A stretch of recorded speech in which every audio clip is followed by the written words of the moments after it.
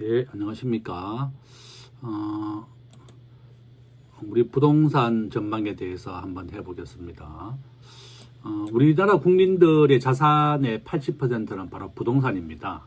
바로 이런 이유 때문에 부동산이 가장 중요하다 이렇게 볼 수 있는데요. 제가 이제 우리 부동산 전망에 대해서 한번 얘기해 보겠습니다. 요점은 뭐죠? 우리나라 부동산 앞으로 90% 확률로 크게 오른다는 겁니다. 2026년도에 원래 우리나라에 입주할 물량 한 10,000세대 정도 됩니다. 서울에서 입주하는 물량이 가장 많았을 세대는 한 8만 세대에서 5만 세대 정도 됩니다. 2025년도에 한 3만 세대 정도 육박했는데 2026년도에는 12,000세대, 2027년도에는 10,000세대 이하로 내려갑니다. 지금 2028년도에 8,000세대 정도밖에 안 될 것으로 보고 있습니다. 우리가 주택이라고 하는 것은 시장의 수요와 공급에 의해서 결정되는데, 집이라고 하는 것은 아파트는 평균 짓는데 10년에서 15년 정도 걸립니다. 서울의 재건축 후보지가 한 400개 정도 있는데요. 이렇게 공급 물량이 없다. 결론은 2026년도 서울과 수도권 아파트 크게 오를 것이다 이렇게 보고 있습니다. 27년도, 28년도 앞으로 저는 한 10년간은 부동산이 크게 오를 것이다 이렇게 봅니다. 인구가 감소하는데 어떻게 이렇게 집이 부족하냐 이렇게 많이 물어보는데, 첫 번째는 혼자 사는 사람이 우리나라에 현재 전체 세대주의 42%입니다. 앞으로 혼자 사는 단독 세대주의 비율은 저는 한 50%를 넘어설 것이라고 봅니다. 두 번째는 우리나라 평균 연령이 90세로 증가했습니다. 우리 어머니 90세인데 지금 문정 시형 아파트에서 혼자 살고 계십니다. 우리 옆방에 있는 교수님은 어머니가 98세인데 혼자 살고 계십니다. 우리가 잘 알고 있는 김형석 교수님 105세인데 혼자 삽니다. 세 번째 이유는 외국인들이 매년 30만 명씩 우리나라에 들어옵니다. 현재 한국에 있는 외국인들은 275만 명, 대구 인구보다 많습니다. 바로 이런 이유로 서울의 집값은 크게 오를 것이다 이렇게 보고 있습니다. 지금 보고 있는 그래프는요, 현재 우리나라에서 지금 현재 살고 있는 자가집을 가진 사람을 보여주고 있습니다. 이렇게 자가집을 가진 사람들이 이렇게 55%밖에 안 됩니다. 자기 집이 없다 보니까 집값이 이렇게 크게 오른다, 저는 그렇게 보고 있습니다. 저는 앞으로 서울의 집값은 이렇게 크게 오른다는 겁니다. 제가 이제 항상 사람들에게 얘기하는 게 그거죠. 집이라고 하는 것은 필수제입니다. 바로 필수제이기 때문에 집이라고 하는 것은 아무리 가격이 올라도 사람들이 살 수밖에 없습니다. 그런 이유가 가장 크다 이렇게 보고 있습니다. 서울의 현재 수도권, 서울과 수도권에 자기 집을 가진 사람은 55%, 전국으로 보면 한 68% 정도 됩니다. 지금 보고 있는 것은 서초동과 우리 도봉구를 비교해 둔 겁니다. 서초, 강남, 용산, 송파, 성동구 순으로 이제 거래가 많이 되고 있습니다. 도봉구와 서초구는 7배 정도 차이 납니다. 정말 기가 막히는 게 우리의 좀 현실이다 이렇게 보고 있습니다. 지금 현재 역대 정부의 아파트 가격의 추세인데요. 노무현 대통령 때 80% 올랐고 문재인 대통령 때 106% 올랐습니다. 이재명 대통령 때 또 저는 100% 오를 수 있다 이렇게 보고 있습니다. 정부가 주택을 공급하고 공급을 늘리지 않으면 집값은 또 100% 오를 겁니다. 제가 항상 그렇게 얘기하죠. 부동산 시장을 시장 경제에 맡겨라. 시장의 수요와 공급에 의해서 가격이 결정되게 돼야 하는데, 서울에 지금 재건축 400개가 다 허가가 나지 않고 막혀 있습니다. 제가 이제 올림픽 아파트 쪽에 있는데, 올림픽 아파트 70% 이상으로 이제 재건축 동의가 되었는데요. 저는 아마 올림픽 아파트 재건축 입주하려면 한 15년 뒤에 될 것이다 이렇게 봅니다. 서울의 엄마 아파트 97년도 IMF 때 2억 하다가 지금 40억을 넘었습니다. 20배 정도 올랐습니다. 제가 이제 엄마 아파트 살았었는데, 엄마 아파트가 제가 얼마 전에 갔더니 뭐 17억 20억이었는데 순식간에 40억이 됐습니다. 엄마 아파트는 2030년도에 이주를 시작하게 됩니다. 2030년에 이주를 시작하고 건설을 한다면 한 5년 정도 걸리겠죠. 그다음에 앞으로 한 15년 뒤에 입주할 것이다 이렇게 봅니다. 우리 재건축 아파트는 평균 입주 기간이 한 15년 정도 걸린다 이렇게 보시면 되겠습니다. 이것을 경제학에서는 공급 탄력성이 낮다 이렇게 얘기합니다. 주택을 공급하고 입주하는 데 시간이 많이 걸린다는 것을 말하는 겁니다. 서울의 주택 가격은 이렇게 90% 확률로 오르고 있습니다. 제가 좀 더 자세하게 보여드리면 이겁니다. 부동산과 금리 주가와의 상관계수입니다. 은행 이자가 바로 CD 금리이죠. 은행 이자가 내리면 부동산과 주가는 반대로 오르게 되어 있습니다. 이것을 우리는 상관관계라고 부르는데요. 지금 상관관계 전국 집값은 마이너스 0.82, 종합주가지수는 마이너스 0.77, 서울의 집값은 얼마인가 보면은 마이너스 0.77입니다. 주가와 서울의 집값은 똑같은 방향이다. 결론은 은행 이자가 내리면 집값은 크게 오른다는 겁니다. 지금 6월 3일 날 지방선거가 예정되어 있습니다. 정부는 6월 3일까지 주가도 크게 올릴 것이고 또한 부동산도 크게 올릴 겁니다. 올린다기보다는 좀 이렇게 계속 오를 거다 이렇게 보고 있습니다. 정부가 뭐 인위적으로 개입할 수는 없지만 정부의 정책 방향은 주택 공급을 하겠다고 발표했지만 5년 뒤에 착공에 들어가는 겁니다. 바로 이런 이유 때문에 집값은 크게 오를 거다. 서울과 수도권은 크게 오를 것이고 전국 집값도 크게 영향을 받을 것이다 이렇게 봅니다. 다만 서울에 5,200만 명 인구가 있는데 이 인구의 절반은 지금 현재 다 서울과 수도권에 모여 있습니다. 약 3천만 명이 서울과 수도권에 삽니다. 바로 이런 이유 때문에 서울과 수도권의 아파트 가격이 급등을 하고 있다. 저는 그렇게 보고 있습니다. 지금 보고 있는 그래프는 서울시 주택 가격의 추세입니다. 보시는 바와 같이 R 스퀘어, 우리가 결정계수라고 하는 것이 89%입니다. 요점은 서울시 아파트는 89% 확률로 계속 우상향한다 이렇게 보시면 되겠습니다. 참 기가 막힙니다. 우리가 2008년도 또 IMF 때는 크게 조정을 받았지만 장기적으로는 이렇게 상승하고 있는 겁니다. 이것은 KB 부동산 그래프인데요. 앞에 그래프하고 똑같습니다. 97년도 IMF 때 크게 좀 내렸었고 2008년도에 크게 내렸지만 장기적으로 서울의 집값은 상승하고 있다. 이것을 볼 수가 있습니다. 저는 항상 우리 젊은 사람들에게 서울의 아파트를 분양받는 게 제일 좋다 얘기합니다. 지금 보고 있는 거 반포 원밸리 아파트, 또 지난주에 있었던 이혜훈 장관 레미안 아파트 분양받았죠. 30억에 분양받았는데 시세가 90억이니까 당첨과 동시에 한 60억 정도 남았습니다. 지금 현재 이것이 12월 달에 분양을 했었고 금년도에도 계속 있습니다. 다만 단점은 정부가 지금 대출을 안 해주는 정책으로 집값을 잡겠다는 겁니다. 지금 25억 이상 아파트에 대해서는 정부가 2억만 빌려줍니다. 15억 이상 이하 아파트에 대해서는 6억을 빌려줍니다. 현금이 10억이 있어야지 아파트를 청약할 수가 있다 이렇게 얘기하고 있습니다. 참 기가 막히는 겁니다. 보통 우리가 저는 이제 시장경제학자이기 때문에 우리가 계약금 20%만 내면 중도금 60% 빌려줬고 잔금을 낼 때는 전세를 줬습니다. 제 아시는 분이 저에게 둔촌주공 아파트 물어봤습니다. 제가 서울의 아파트는 앞에서 보여드린 것처럼 90% 확률로 계속 오르기 때문에 한강 이남은 무조건 분양을 해야 된다 이렇게 얘기했습니다. 계약을 해야 된다. 그래서 계약을 했는데 13억에 분양했는데 현재 33억 정도 합니다. 2배 이상 올랐습니다. 이와 같이 한강 이남의 아파트는 크게 오를 것이다 이렇게 저는 보고 있습니다.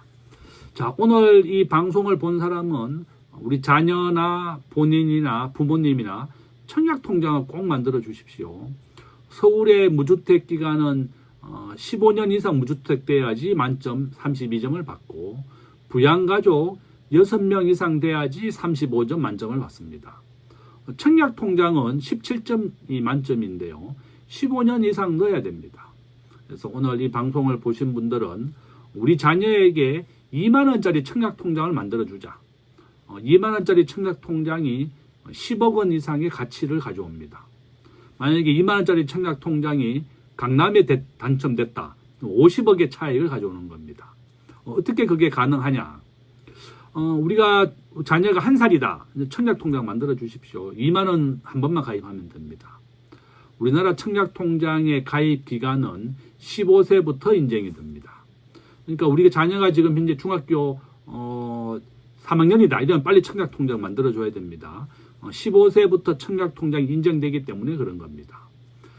자, 15년 이상 청약통장을 넣어야만 그러니까 15세에 넣어서 15년이 지나면 30살이 되겠죠. 그러면 겨우 17점 만점을 받는 겁니다. 이해운 예산처 장관 후보자가 이렇게 청약통장을 해서 한 74점 정도 맞았더라고요. 무주택 기간 15년 이상 채웠고 청약통장 17점 만점을 채웠고 부양가족 수 4명이었습니다. 지금 쟁점이 되고 있는 것은 자기 장남이 결혼을 했지만 혼인신고를 늦게 해서 이렇게 부양가족 수에 넣었다는 거죠. 국토부가 이제 조사도 하겠다 이렇게 예고하고 있습니다. 어쨌든 요점은 우리가 자녀를 부자로 만들어줘야 되고 또 본인부터 먼저 부자가 돼야 되겠죠. 본인부터 먼저 한강 이남의 아파트를 분양받아야 되겠습니다. 저는 이제 한강 이남이라고 하니까 서초동, 강남구, 서초구, 강남구, 송파구, 강동구, 하남시 다 한강 이남입니다. 한강 이북보다는 한강 이남이 훨씬 발전 가능성이 높습니다. 저도 한강 이북에 오래 살아봤습니다. 동대문구에 오래 살아봤고 그 다음에 금호동 살아봤고 일산 주엽동 살아봤고 문촌마을 제가 살았습니다. 파주 금촌마을 살아봤습니다. 역시 한강 이남이 훨씬 좋더라. 그래서 저도 이제 이 청약통장을 활용해서 제가 서울에 살고 있습니다. 제가 1988년도 대학을 왔을 때 정말 속상하더라고요. 뭐 내 집이 하나 없었으니까 어떻게 하면 부자가 될 수 있을까? 정말 연구를 많이 했습니다. 대학 졸업할 때까지는 무조건 공부밖에 못했고 대학을 졸업하고 난 다음에는 재테크 책을 한 100권 정도 봤습니다. 정말 부자가 되는 방법이 없을까? 직장인들이 부자가 되는 방법이 어떻게 있나 많이 찾아봤습니다. 재테크 책을 한 100권 정도 읽어보고 지금은 재테크 책을 썼죠. 제가 부자 트렌드라는 책을 썼고 외환위기 다시 오는가 책을 썼고 2025년도에 제가 5권의 책을 썼습니다. 앞으로 경제전망책은 매일 펴낼 거고 뭐 한국인에게 고함 이런 책도 하나 지금 구상 중에 있습니다. 요점은 우리 자녀들이나 본인이 빨리 한강 이남의 아파트를 분양받아라. 그죠? 이해운 장관은 나이가 60이 넘었는데 이렇게 무주택으로 버티면서 이렇게 20년 이상 무주택에서 한 50억 차익을 냈습니다. 정말 대단한 끈기고 잘 준비했습니다. 우리가 부자가 되려면 이렇게 준비하고 해야 됩니다. 청약통장 해약하는 사람 많은데 절대 해약하지 마세요. 청약통장은요. 내가 예금된 금액의 95%를 대출받아 줄 수 있습니다. 국민은행에 내가 만약에 300만 원 넣었다. 해약해봤자 300만 원밖에 못 받죠. 300만 원의 95% 270만 원 대출받으면 됩니다. 돈이 필요하다고 해서 청약통장을 해약하는 것은 정말 잘못된 거다. 저는 그렇게 보고 있습니다.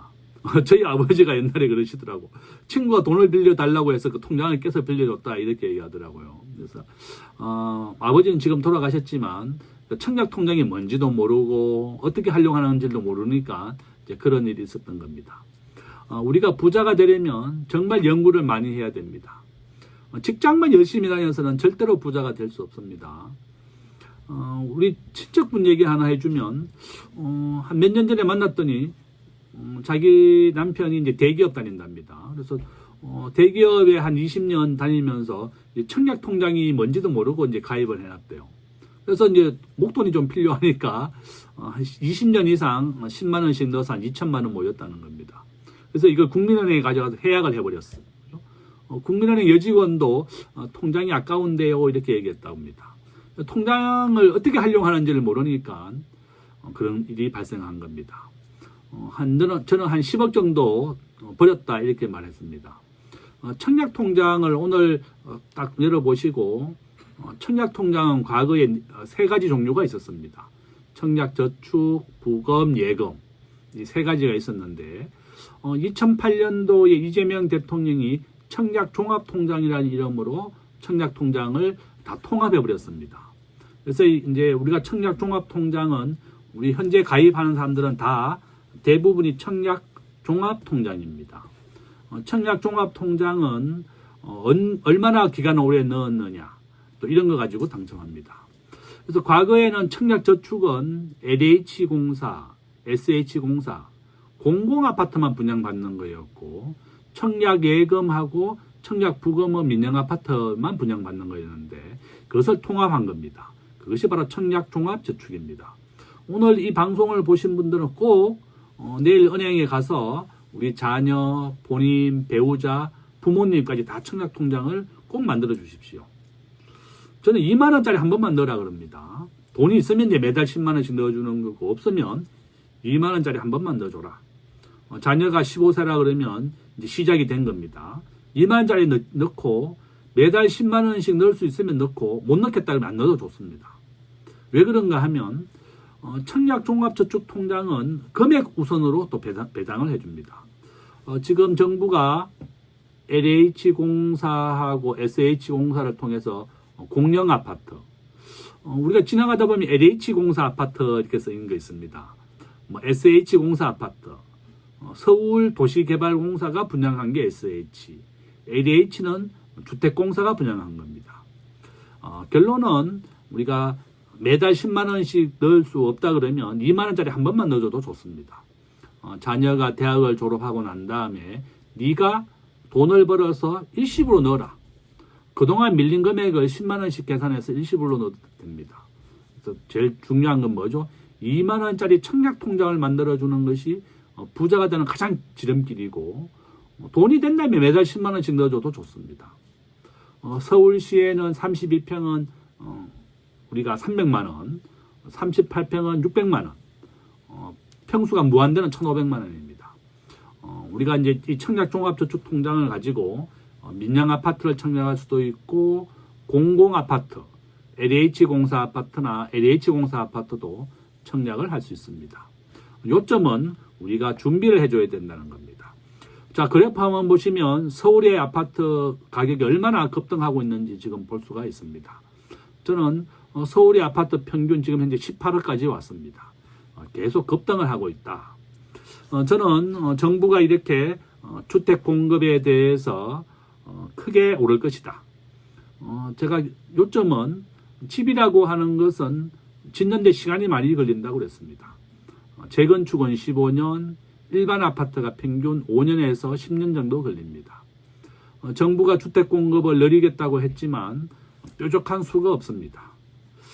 저는 규제를 완화해라. 지금 재건축 아파트는 늘어나는 용적률의 50%가 임대아파트를 주게 되어 있습니다. 재개발은 늘어나는 전체 분양의 15%가 임대아파트를 줘야 됩니다. 그러니까 너무 많은 임대아파트가 또 들어오게 되니까 또 싫어한다는 겁니다. 물론 저도 임대아파트에 한 10년 살아봤습니다. 제가 이제 거여동 임대아파트라든지 일산에 있는 임대아파트 이렇게 많이 살아봤는데 그 서름을 잘 알고 있습니다. 저도 뭐 결혼하기 전에 혼자 총각 때 진짜 임대아파트에서 어려운 생활을 많이 했는데 그래도 이제 임대아파트 살면 그게 한 18평 정도 됩니다. 방 한 칸, 거실 하나 이렇게 되어 있고 서울에서 그래도 뭐 제가 우리 어머니 살고 있는 문정 시형 아파트가 원래 올림픽 아파트하고 비슷한 시기에 같이 지은 겁니다. 그래서 이제 장애인 올림픽을 위해서 지었다 이렇게 얘기하는데 지금 뭐 리모델링 예정되어 있죠. 그래서 저는 항상 지하철 종점, 버스 종점을 사라 그럽니다. 서울의 3호선 지하철 종점 오금역이고 이것이 연장이 되기로 확정이 됐습니다. 제가 살고 있는 이 동네 오검동, 그 다음에 가밀지구, 위례까지 연결되는 걸로 확정이 됐습니다. 아마 5년 뒤에 지하철이 들어옵니다. 지하철 종점, 버스 종점을 왜 사라고 하는가 하면 버스 종점과 지하철 종점으로 해서 계속 도시가 확대되기 때문에 그런 겁니다. 저는 그래서 내가 이제 최근에 만난 우리 젊은 사람들 현금 1억 있다. 이거 어떻게 해야 되느냐? 집을 사고 싶다. 저는 뭐 가급적이면 한강 이남의 아파트를 사는 것이 제일 분양을 받는 게 제일 좋고 또 사야 된다면 한강 이남의 집을 가급적이면 알아봐라. 앞에서 말씀드린 문정 시흥도 마찬가지고요. 오금동, 그 다음에 하남, 위례 많이 있습니다. 자기가 할 수 있는 범위 내에서 이제 하면 좋겠다 이렇게 말씀을 드립니다. 요점은 뭐죠? 서울의 집값은 앞으로 90% 확률로 크게 오른다. 내가 절대로 이사 갈 곳이 이 집을 파는 이유가 다른 집을 사야 되기 때문에 이제 집을 계약한다 그러면 잘 골라야 되겠고 가급적이면 한강 이남에 하는 것도 사는 게 훨씬 주택 가격이 빠르다 저는 이렇게 봅니다. 제가 한 10년 전에 만나신 분이 서울의 금호동에 있는 아파트를 2개 팔아서 청담동의 아파트를 샀는데 지금 보니까 아주 성공하시는 것 같아요. 그죠? 지금 서초동의 아파트 제가 지난주에 갔었는데 한 30억, 40억 정도 합니다. 근데 지금 서초동, 강남구, 서울의 모든 지역이 내가 실입주를 해야만 집을 팔 수 있습니다. 정부가 이것도 다 규제죠. 과거에 김현미 장관이 아파트가 빵이라면 밤새우 굽겠다 이런 말을 해서 참 웃음을 지어냈습니다. 아파트는 제가 말씀드린 것처럼 경제학에서 공급 탄력성이 낮다 이렇게 말했습니다. 짓는데 10년, 15년 걸리는 겁니다. 정부가 지금 주택 공급을 꾸준하게 발표하고 계획하고 해야 됩니다. 그렇지 않다면 저는 우리 이재명 대통령 정부 시절에도 집값이 크게 오를 것이다. 집이 있는 사람은 잘 가지고 있어야 되겠고 집이 없는 사람은 빨리 한번 아파트를 계속 청약을 해야 되겠고 또 지하철 종점, 버스 종점 오금역 주변에 한번 와보세요. 다 지하철 종점입니다.